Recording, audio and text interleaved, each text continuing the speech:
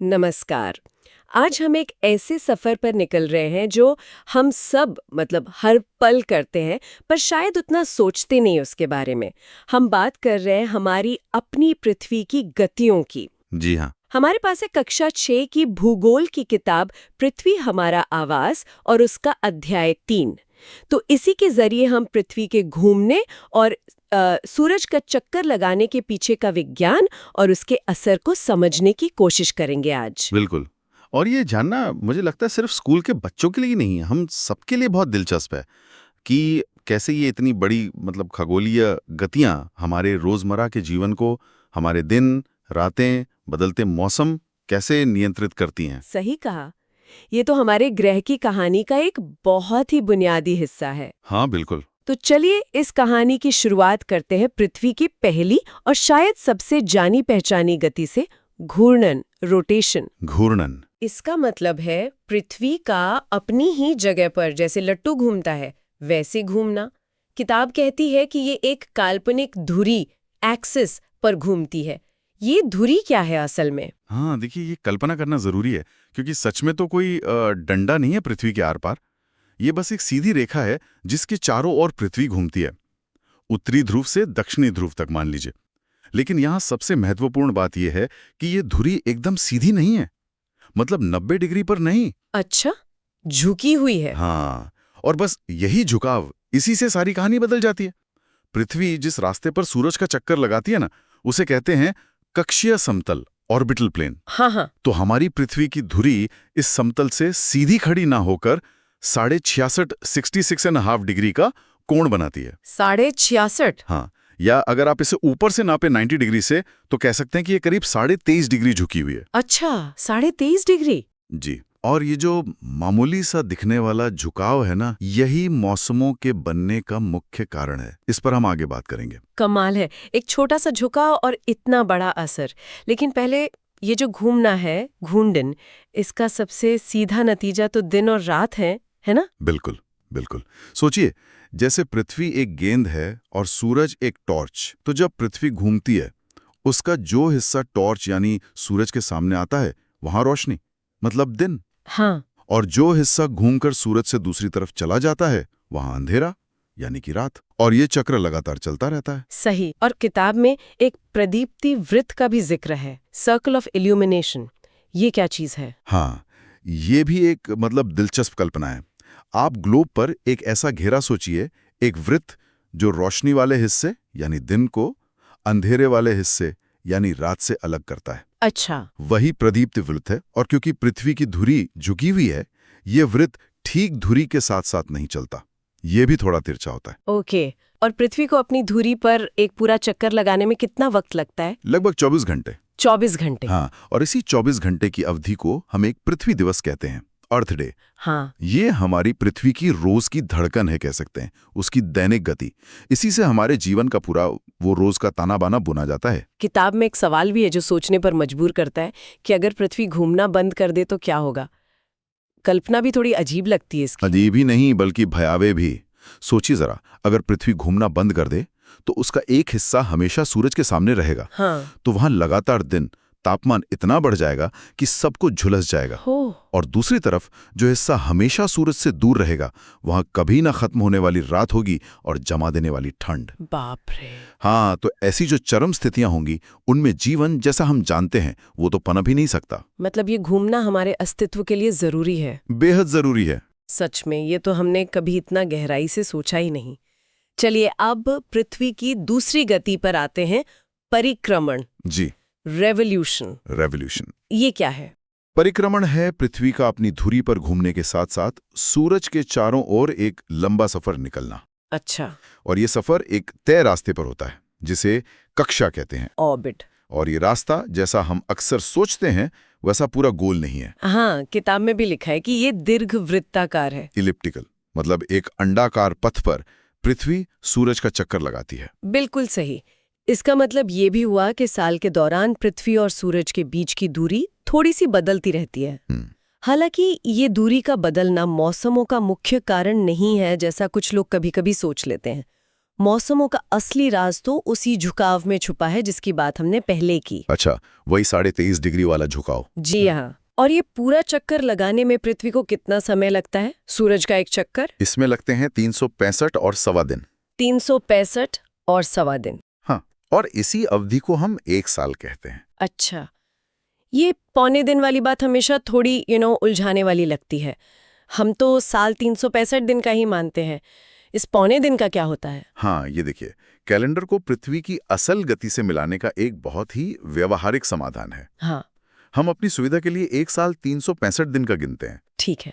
लेकिन वो जो हर साल पौने दिन यानी करीब 6 घंटे बच जाता है, उसे हम 4 साल तक इकट्ठा करते जाते हैं।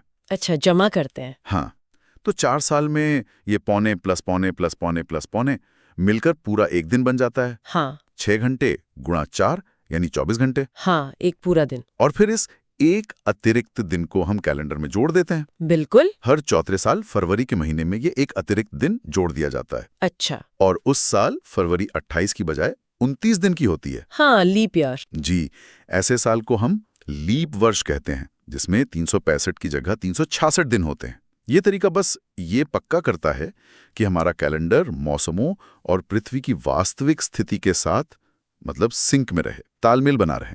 ये तो हुआ हिसाब किताब, लेकिन आपने कहा था कि मौसम सिर्फ इस चक्कर लगाने यानी परिक्रमण से नहीं बदलते, बल्कि पृथ्वी के झुकाव का इसमें बड़ा हाथ है। ये कैसे काम करता है? हाँ, यही तो सबसे दिलचस्प हिस्सा है। देखिए, पृथ्वी जब सूरज का चक्कर लगाती है तो उसकी धुरी का झुकाव, वो 23.5 डिग्री वाला, वो हमेशा एक ही तरफ रहता है, अंतरिक्ष में एक निश्चित दिशा की ओर। अच्छा, वो बदलता नहीं है? नहीं, ऐसा नहीं होता कि घूमते घूमते वो कभी सीधा हो जाए या कभी दूसरी तरफ झुक जाए। वो अपनी पूरी यात्रा के दौरान पूरे साल एक ही दिशा में झुकी रहती है। तो इस झुकाव और सूरज के चारों ओर घूमने का मिला जुला असर मौसम बनाता है। एकदम बिल्कुल। अब आप कल्पना कीजिए, पृथ्वी अपनी कक्षा में यात्रा कर रही है, तो साल के कुछ समय पृथ्वी का उत्तरी गोलार्ध, नॉर्दर्न हेमिस्फीयर, वो सूरज की तरफ ज्यादा झुका होता है। और फिर कुछ समय बाद जब पृथ्वी अपनी कक्षा में दूसरी तरफ पहुंचती है तो दक्षिणी गोलार्ध, सदर्न हेमिस्फीयर, सूरज की तरफ ज्यादा झुक जाता है। अच्छा, तो जिस हिस्से पे सूरज की किरणें ज्यादा सीधी पड़ती हैं, वहाँ गर्मी होती होगी। एकदम सही पकड़ा। चलिए, किताब में जो उदाहरण दिए हैं उनसे समझते हैं। अध्याय 3 में चित्र 3.3 है शायद। हाँ। उसमें देखिए 21 जून के आसपास की स्थिति। इस समय पृथ्वी का उत्तरी गोलार्ध सूरज की ओर झुका होता है, तो सूरज की किरणें कर्क रेखा पर, ट्रॉपिक ऑफ कैंसर, जो उत्तरी गोलार्ध में 23-23.5 डिग्री अक्षांश पर एक काल्पनिक रेखा है, उस पर लगभग सीधी पड़ती हैं। सीधी किरणों का मतलब है ज्यादा गर्मी। ज्यादा इंटेंसिटी। हाँ बिल्कुल। जब किरणें सीधी पड़ती हैं तो वो कम जगह में केंद्रित होती हैं और ज्यादा गर्मी देती हैं, और उन्हें वायुमंडल की भी कम मोटी परत से गुजरना पड़ता है। इसलिए उत्तरी गोलार्ध के एक बड़े हिस्से को ज्यादा ऊष्मा मिलती है और वहां गर्मी का मौसम होता है। और दिन लंबे होते हैं शायद। हाँ, इसी समय वहां दिन सबसे लंबा और रात सबसे छोटी होती है। इस स्थिति को कहते हैं ग्रीष्म अयनांत, समर सॉल्स्टिस। ग्रीष्म अयनांत। और इसी समय दक्षिणी गोलार्ध में क्या हो रहा होता है? ठीक इसका उल्टा। दक्षिणी गोलार्ध उस समय सूरज से दूर झुका होता है। अच्छा। तो वहां सूरज की किरणें तिरछी पड़ती हैं, वो ज्यादा बड़े इलाके में फैल जाती हैं और कम गर्मी देती हैं। इसलिए दक्षिणी गोलार्ध में उस समय सर्दी का मौसम होता है, दिन छोटे और रातें लंबी होती हैं। कमाल है, एक ही समय पर पृथ्वी के 2 हिस्सों में बिल्कुल उल्टे मौसम। ये सब उस झुकाव का कमाल है। जी हाँ, उसी झुकाव का। ये तो बहुत रोचक है। अब अगर हम 6 महीने आगे चलें, मतलब दिसंबर के आसपास। बिल्कुल। तो 22 दिसंबर के आसपास स्थिति पलट जाती है। अब पृथ्वी अपनी कक्षा में ऐसी जगह पहुंच जाती है जहां दक्षिणी गोलार्ध सूरज की ओर झुका होता है। ओके। अब सूरज की सीधी किरणें दक्षिणी गोलार्ध में स्थित मकर रेखा पर, ट्रॉपिक ऑफ कैप्रिकॉर्न, जो 23-3.5 डिग्री दक्षिणी अक्षांश पर है, उस पर पड़ती हैं। तो अब दक्षिणी गोलार्ध में गर्मी होगी? हाँ जी, दक्षिणी गोलार्ध को ज्यादा सीधी धूप और गर्मी मिलती है, तो वहां गर्मी का मौसम होता है, दिन लंबे और रातें छोटी। इसे हम मतलब उत्तरी गोलार्ध वाले शीत अयनांत कहते हैं, विंटर सॉल्स्टिस। लेकिन दक्षिणी गोलार्ध के लिए ये उनका ग्रीष्म अयनांत है। Summer solstice. अच्छा, उनके लिए गर्मी का सबसे लंबा दिन। हाँ, और इसी समय उत्तरी गोलार्ध सूरज से दूर झुका होने के कारण तिरछी किरणें पाता है, जिससे वहां सर्दी का मौसम होता है, दिन छोटे और रातें लंबी। किताब में वो ऑस्ट्रेलिया का उदाहरण दिया है कि वहां क्रिसमस गर्मी में मनाया जाता है। अब समझ आया क्यों, क्योंकि दिसंबर में दक्षिणी गोलार्ध में गर्मियां होती हैं। बिल्कुल, बिल्कुल।